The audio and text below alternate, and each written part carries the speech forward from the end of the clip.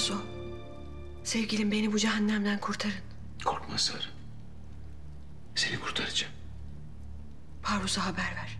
Bunu nasıl yapacağını söyleyeceğim. Parvus'la ben tanışmak istedim. Doğru.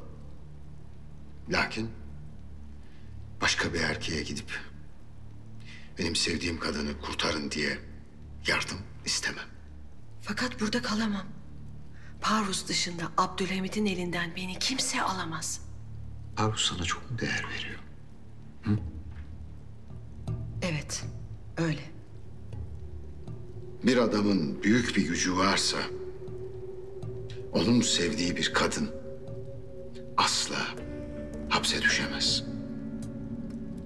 Ne demek bu şimdi? Düşünsene. Abdülhamid'in değer verdiği herhangi bir hanımı İngiltere, Rusya, Fransa bir araya gelse hapsedebilir mi? Hakkın var. Edemez. Demek ki Parvus ne kadar güçlü biri olursa olsun bir Abdülhamid değil. Öyleyse seni onun elinden de kurtaramaz. İngiltere neden Osmanlı'ya baskı yapmıyor? Benim burada olduğumu biliyor. Abdülhamid bir vesikayla İngiltere, Fransa, Hollanda, bütün Avrupa'nın elini kolunu bağladı. İyi de Karaso, ben bu çöplükte daha fazla kalamam. Beni kim kurtaracak buradan? Seni ben kurtaracağım sana. Ben.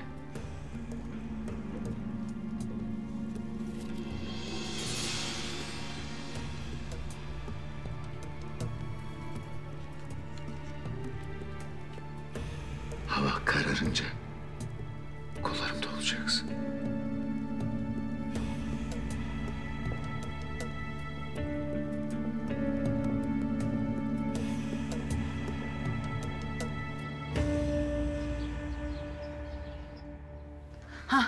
Mahmut, nerede kaldın? Ben de seni bekliyordum. Beni mi bekliyordun? Madem ki beklediğin Mahmut, aç kollarını Seniham, sana bir sarılayım. Aç, aç, aç. Beni mi bekliyordun? Seniham. Hayırdır Mahmut, ne oluyor? Hazır mısın?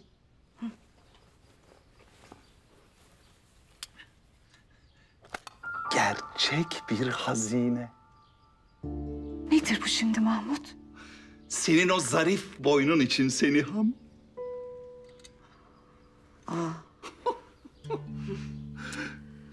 Seni seviyorum Seniham. Seni çok seviyorum. Acaba benden yine ne isteyeceksin Mahmut? Senden seni isteyeceğim Seniham. Hoşmuş. Muazzam, harikulade. Gel, o zarif boynuna takayım.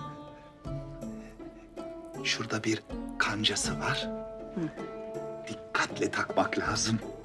Ah Seniham.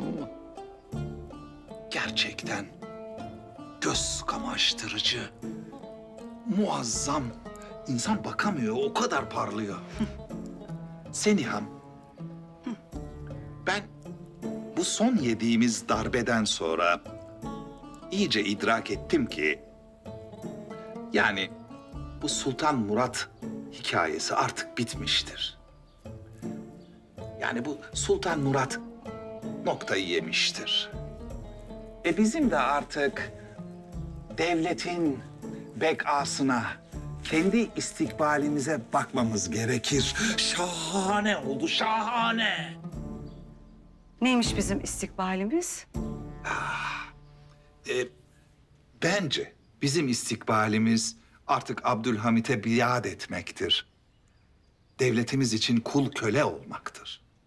Eğer bunda samimiysen, var yanına, kır dizini, çalış devletin için o vakit.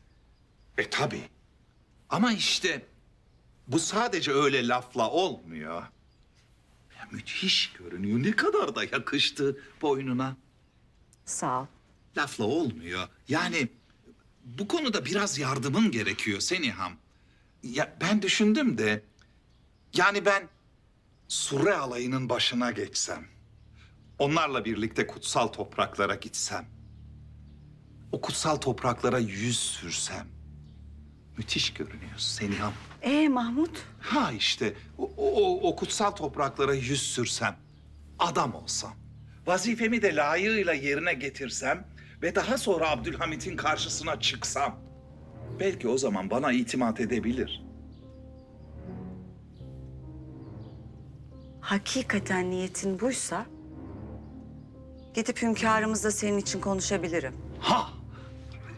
Yemin ederim niyetim sadece bu. Vallahi billahi başka bir niyetim varsa telef olayım. Yemin ederim bu kadar. Bu kadar. Bu arada harikulade bir parçaymış. Teşekkür ederim. Muazzam, muazzam. Sana bir sır vereyim mi? Seniham.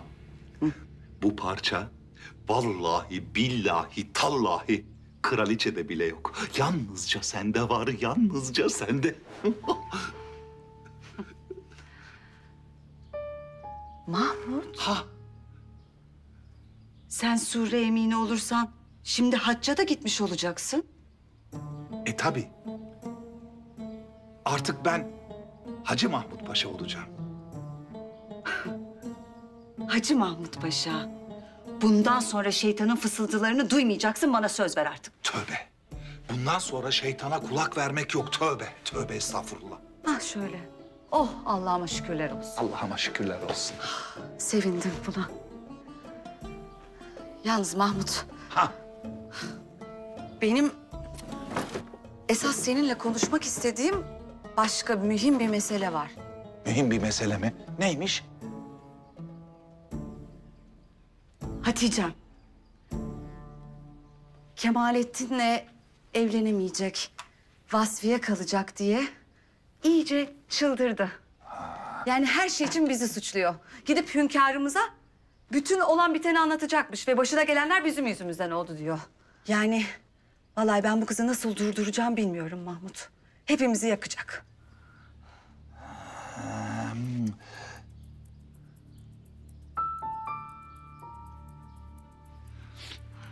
Seniham, benim bir fikrim var. Şimdi sen Hatice kızımıza git de ki... Kemalettin devletine sadık bir paşa de. Gönlünün isteklerinden evvel devletinin isteklerini yapmak mecburiyetinde de. Lakin sen bir kumpas kurarsan... Kemalettin paşalıktan azlettirilirse... boşa çıkarsa... işte o vakit... boşta bir adama Naime'yi vermezler de. Hal böyle olunca da Kemalettin Hatice'ye hayırlı uğurlu olsun. Nasıl fikir? İyi fikir. Kemalettin Paşa azledilirse işler değişir tabii. Tabii. Haklısın. Tabii. Mahmut, Ha, bence bu tertip çok kötü bir tertip. Lakin kabul etmeliyim ki her zamanki gibi büyük de bir tertip. Düşündüm de ha. bence sen hacca gitme. Hafızan Allah şeytan taşlarlarken kafana bir taş yersin, öylece gidersin.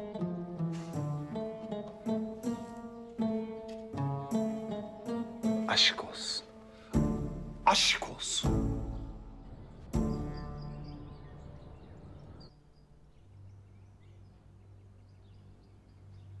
Makbule nasıl böyle bir mektup yazar? Vaziyet kötü, bir yol bulmam gerek. Ama ben biliyorum ne yapacağımı. Çözeceğim tüm meseleleri.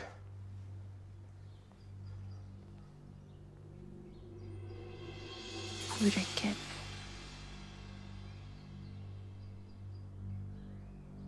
Bu mürekkep farklı. Mehmet bir bak şuna. Senin adını farklı bir mürekkeple tamamlamışlar. Nasıl bir hainliktir böyle? Attığım her adıma ayrı bir tuzak kurmuş bunlar.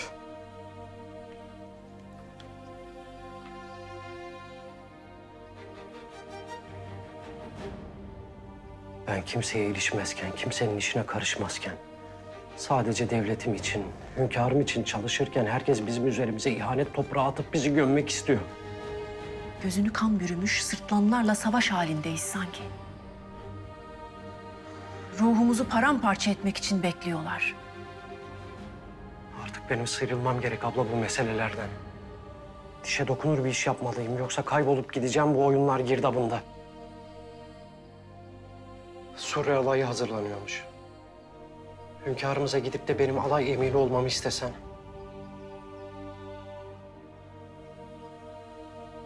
Bu itibarlı vazifeyi almak çok mühim benim için. Hem hünkârımız Surra emini yapacağı kişi demiryolu güzergahını görsün, önceden tetkik etsin ister. Zannımca dönüşte de o kişiye demiryolu mesuliyetini verecektir. Abla bu benim için son çaredir. Yoksa sonun kötü olacak.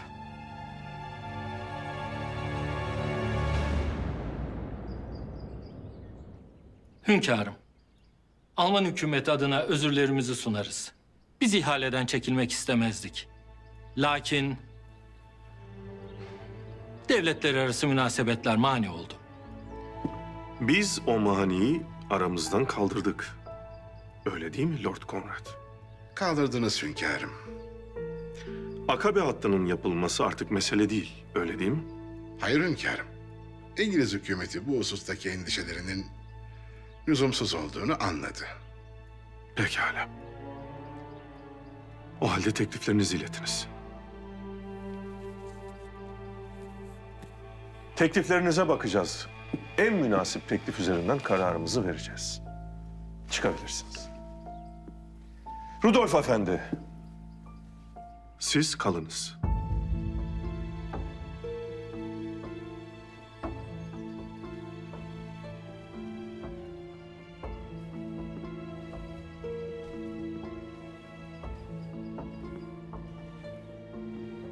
Size itimat edebilir miyiz? İmparator Wilhelm sizin hep sadık bir dostunuz olmuş, bundan şeref duymuştur. Ben de imparatorumuzun emrindeyim. Benden de emin olabilirsiniz.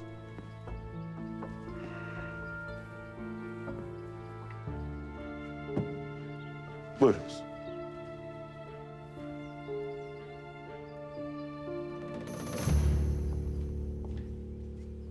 Fatma Pesent Hanımcığım. Ay. Pek sıhhatli görünüyorsunuz maşallah. Teşekkür ederim Seniha Sultan. Buyurun. İnşallah hanedanımıza yakışır bir şehzade doğacak. Sıhhatli olsun da. Hem hünkârımız kız çocuklarını daha çok sever. Öyledir. Küçükken bizi de erkek kardeşlerinden daha çok severdi. Fatma Pesent Hanım. Şu mektubu Makbule size bizzat kendi mi verdi? Ne? Ne mektubu? Aa yapmayın canım. Mektubu sizin gönderdiğinizi anladım. Lakin korkmayın kimseciklere bir şey söylemem. Ben yani onu... İşte sonunda siz de Bidar'ın yaptıklarına tahammül edemediniz ve gereğini yaptınız. Bunun için sizi ayıplayacak değilim. Seniha Sultan. Demek istediğim şu. Bundan sonra konuşalım, fikirlerimizi paylaşalım. Bidar'ın karşısında beraber duralım ki bu sarayda tek başına olmadığını anlasın. Bakın, ben bu işlere karışmak istemezdim.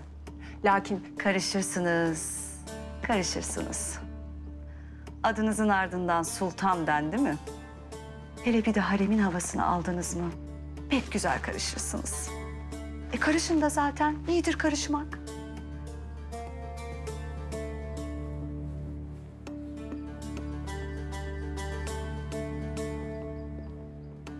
hepsi senin yüzünden oldu Esma. Hepsi.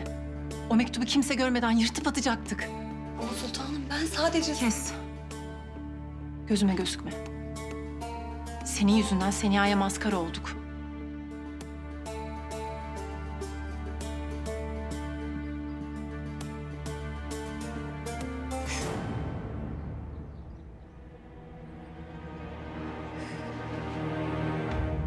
İngilizler bu demiryolu meselesinde bize hep mani olmaya çalıştılar. Olamayacaklarını anladıkları vakit kendi himayelerinde yapılmasını istediler. Türlü türlü oyunlar tertip ettiler. Biz hepsini bozduk. Bu sebeple onlara boyun eğmeyeceğiz. İhaleyi Almanlara vermek istiyoruz. Müteşekkiriz. Müteşekkiriz. Sizden bir ricamız olacak. Yakında harbe gireceğiz. İsteriz ki Almanlar tarafsız olsunlar. Alman İmparatorluğu Osmanlı Devleti'nin yanında olacaktır. Yanımızda olmanıza lüzum yok. Karşımızda olmayınız yeter. Emin olabilirsiniz. Bir de Alman şirketlerinden silah almak isteriz. Eğer bu demir yolunu almak istiyorsanız, Krupp ve Mauser silah şirketleri bizimle masaya oturmalı. Ben hükümetimizle lüzumlu görüşmeleri yapar. Bu teklifi reddetmeyeceklerdir. Âlâ. Âlâ. Bu konuşmalar aramızda kalacak lakin. İngilizler ihaleyi kendilerine verdiğimizi düşünmeliler. Peki anladım majesteleri. Peki. Buyurunuz.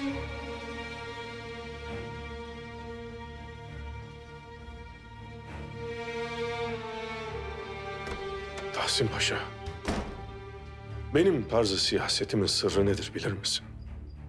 Rekabet halindeki devletleri karşı karşıya getirip kendimize bir yol açmak. Yunan bize saldırdığı vakit karşısında çok güçlü bir ordu olacak. Sultanım, muradınıza erdiğinizi işitince çok bahtiyar oldum. Kemalettin Paşa ile izdivacınız münasip görülmüş. Hamdolsun. Yakın vakitte düğünümüz de olacak inşallah. İnşallah. Buyurun.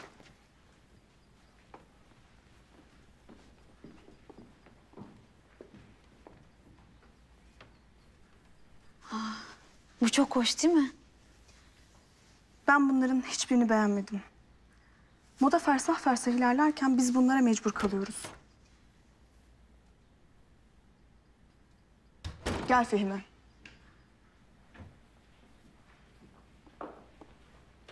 Beni çağırtmışsınız. Bu kumaşlardan beğendiğin olursa sana da bir elbise diktirelim. Hatice nerede? Biraz rahatsız da gelemedi. Öyle mi? Geçmiş olsun. Terzi Ester saraya davet edilsin. Bu kumaşlarla olacak gibi değil. Hünkârımız beni terziye göndermişti. Ester bana bir moda mecmuası verdi. Dilerseniz getireyim birlikte bakalım. Tabii, çok güzel olur. Zahmet olmazsa.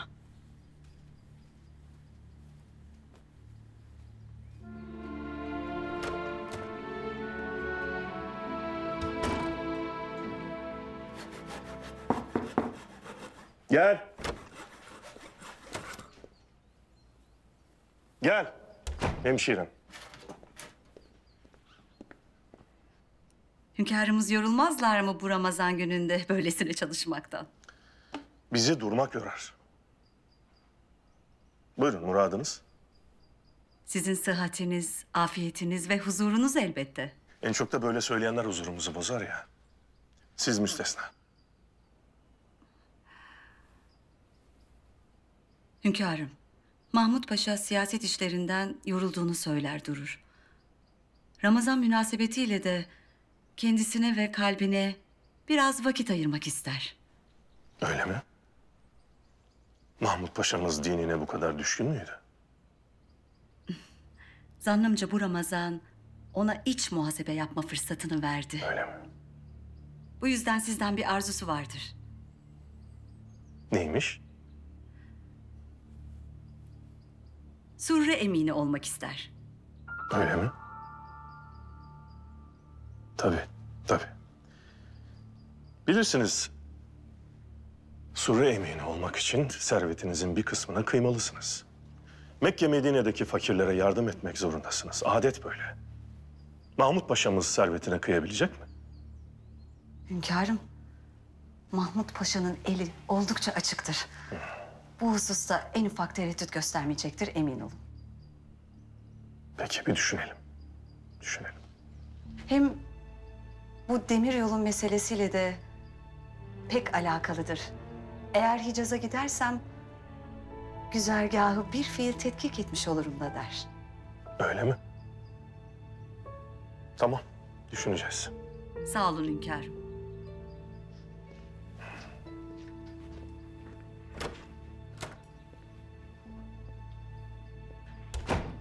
Bunlar bizi ma ile saf sanarlar paşam.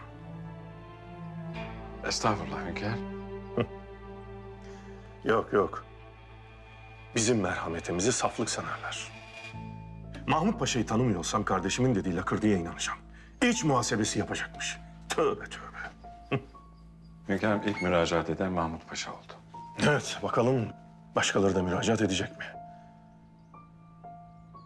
Yoksa ihanetin çakalı Mahmut Paşa mı? Paşa, bu gerçek Surre alayındaki emanetler hazırlanıyor mu? Emanetler hazırdır hünkâr. O emanetlere titizlikle özen gösteriniz. Onlar çok mühim. Mekke Medine'ye yapacağımız yardımlar, hasenatlar tehlikeye düşmesin. Çünkü o yardımların içinde milletimin de parası var. Onların da katkısı var.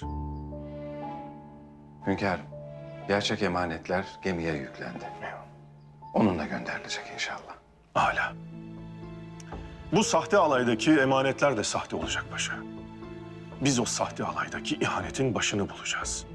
Muhtemelen askerler de düşmana biat etmiş olanlardan seçilecek. Gelen emirleri öyle. Biz de buna müsaade etmiş gibi görüneceğiz. Eğer emanetler doğru yolda gitmezse, o askerler de, başındaki Surre emini de haindir. Biz 1000 kere sadık olacağız, onlar 1000 kere ihanet edecekler. Lakin sonunda hak davaya sadık olanlar kazanacak paşa.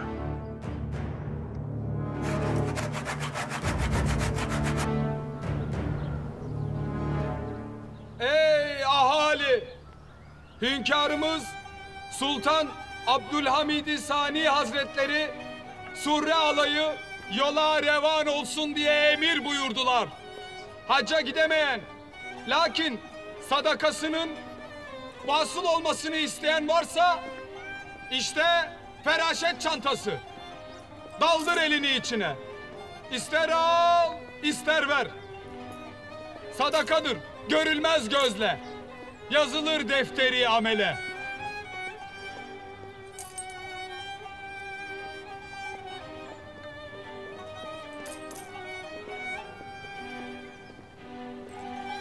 Ey ahali! Surre olayı yola revan olsun diye başvurdu, emir verdi hünkârımız Sultan Abdülhamid-i Sani Hazretleri.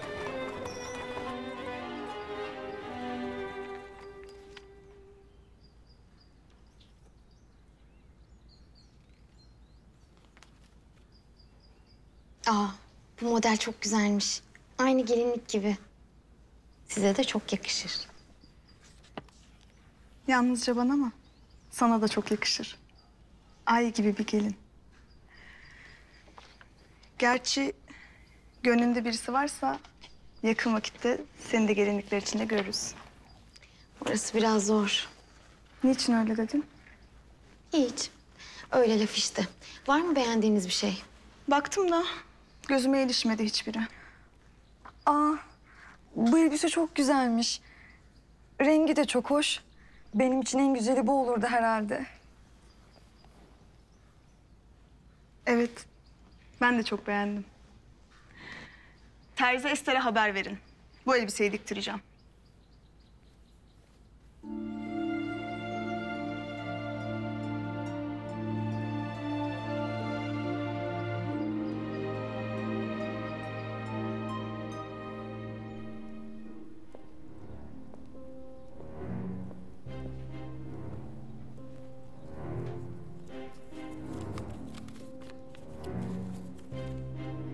Elindeki anahtar sihirlidir.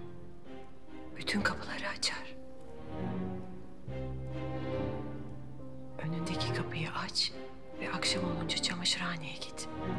Bir adımımız seni oradan alacak.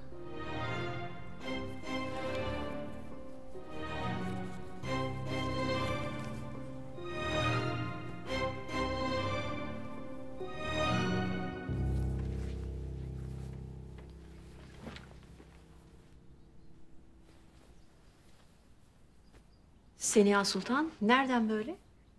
Hünkârımızın yanındaydım.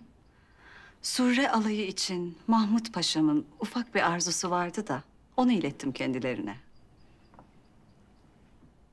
Aa, bakıyorum da gözünüz takıldı. Haklısınız tabii. Bu pek kıymetli bir takıymış. Nadir bulunan parçalardan. İnsan böyle hediye alınca pek mesut oluyor hakikaten.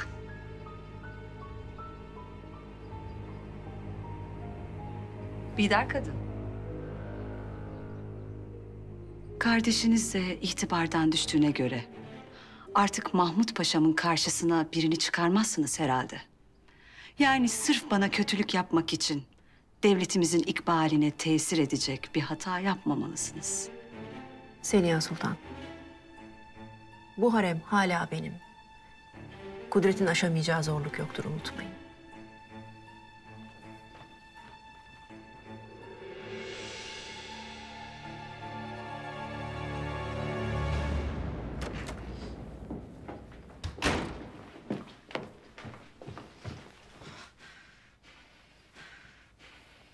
Hayırdır Fehmi?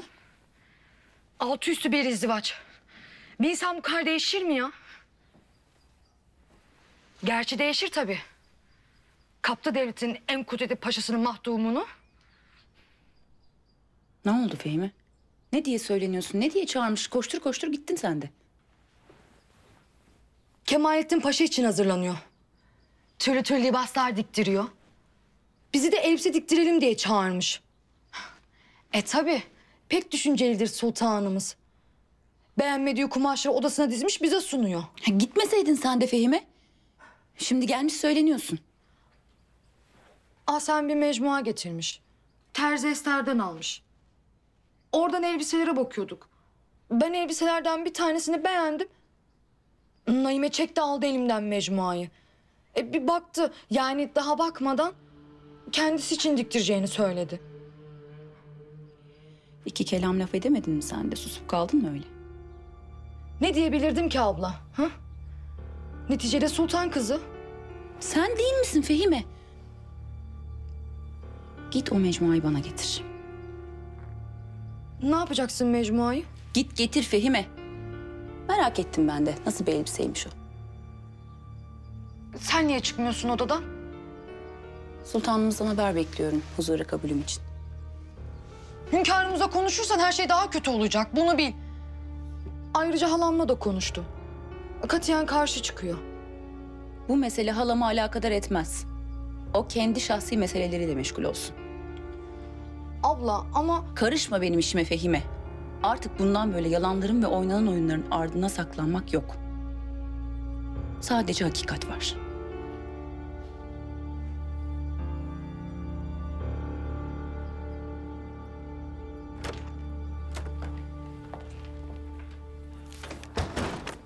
Validem. Nedir sizin müteessir edem? Dayın geldi Abdülkadir. Bir arzusu varmış. Neymiş? Surre alayının başına geçmek istiyor. Ama esas mesele bu değil Abdülkadir. Mahmut Paşa da aynı vazifeyi istemiş. Yani her ikisi de Surre emini olmak istiyorlar. Mahmut Paşa boşa vazife istemez. Kesin bir iş vardır.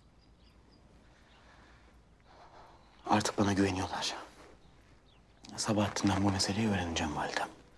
Ama dayım ihtiyatlı olsun. Bak şuna.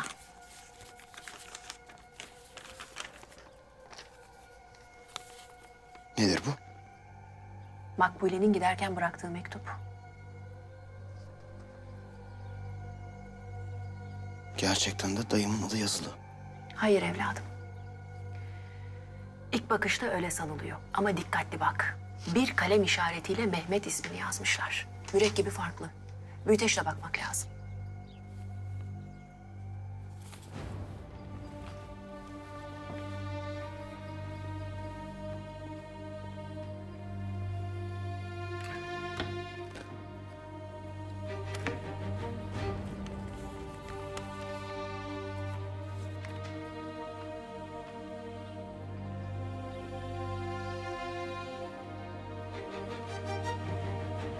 Değiştirmişler. Öyle ya. Tertipleri bitmiyor Abdülkadir. Başka vesikalar da var. Hepsi düzmece. Bıkmadan üzerimize hücum ediyorlar. Bu mektup bende kalsın. Ne yapacaksın? Bir yol bulacağım. Ama şimdilik dayım hünkârımızdan hiçbir şey talep etmesin.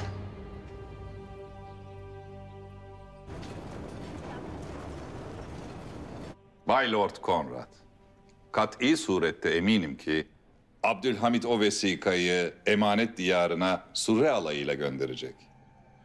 Bu heyetin Surre alayı dediğiniz şeyin başında sizin olmanız lazım.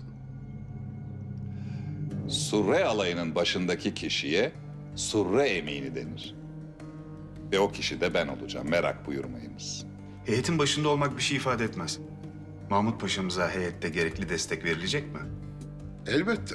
Osmanlı ordusunun içinde çok etkin 50 askerimiz var. Bunlar da heyetin içinde olacak. Bay Herzl, Lord Conrad. Elbette ki Surre alayına tek başına yön veremem. Sevk ve idarede bulunamam. Siz yeter ki işin başında olun. Gerisini düşünmeyin paşam. Yanımda dostlarım olduktan sonra ben hiçbir şey düşünmem, hiçbir şeyden de korkmam. İzninizle.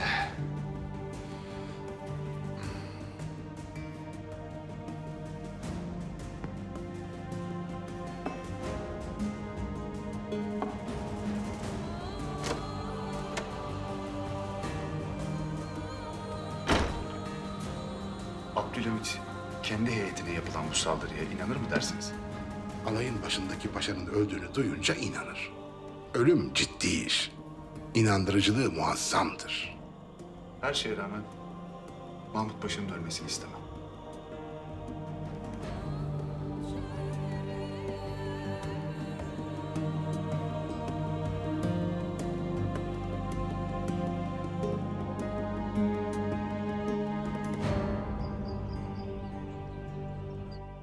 Hünkârımızla görüşebildin mi abla? Muradımı söyledin mi? Hayır, söylemedim. Niçin söylemedin? Artık senin için ne şehzademi ne de kendimi tehlikeye atmak istemiyorum Mehmet. Neler diyorsun sen abla? Olanı söylüyorum kardeşim. Her meselede bizi öne attın.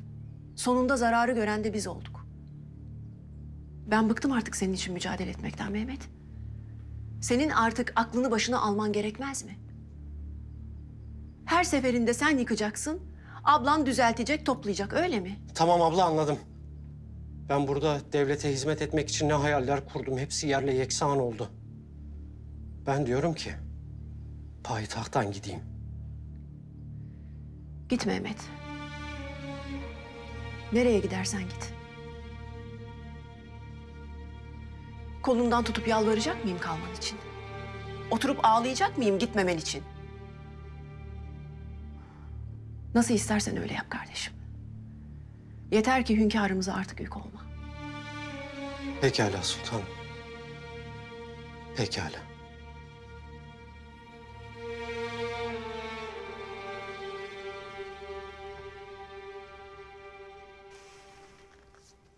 Fehime. Gel kızım.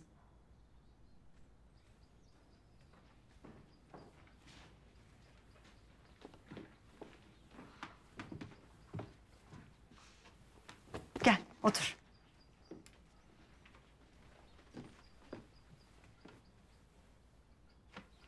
Ne oldu? Hatice vazgeçmeye ikna oldu mu? Maalesef hala. Vazgeçmiyor inadından. Hünkârımızın haber bekliyormuş. Odasından da çıkmıyor. Bu işe mani olmalıyız Fehime. Evet hala. Benim ateşe atılmak gibi bir niyetim yok. Ablam yüzünden kapı dışarı da edilemem. Ama ne yapacağız?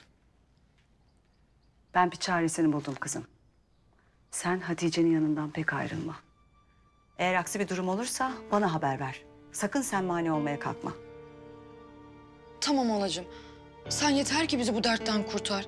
Sen ne dersen ben onu yapacağım.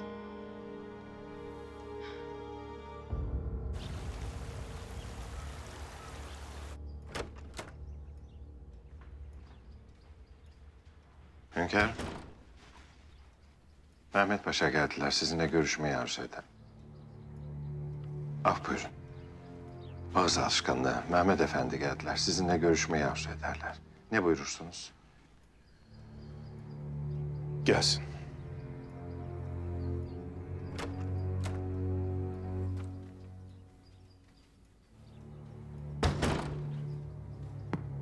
Buyur Mehmet Efendi. Hünkârım, sizden af dilemeye geldim.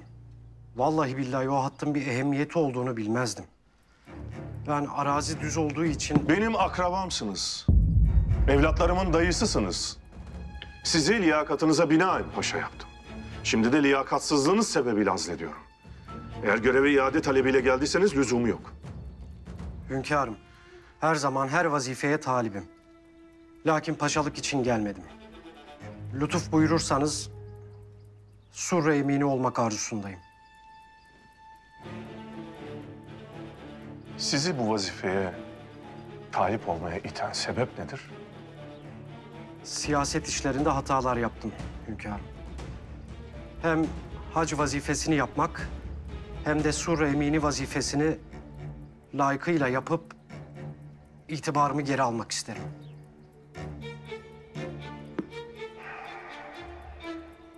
Çıkınız.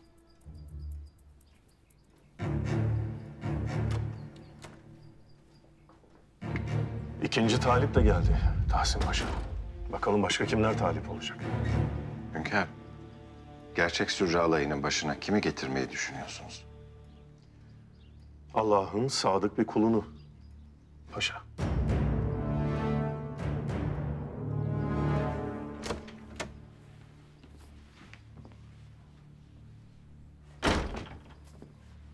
Göster bakalım.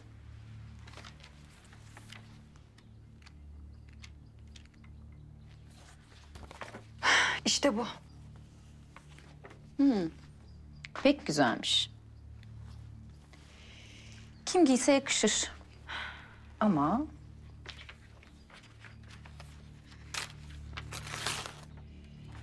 en çok da bana yakışır. Ne yaptın abla? Neden yırttın? Bu elbise Naime'nin olmayacak Fehime.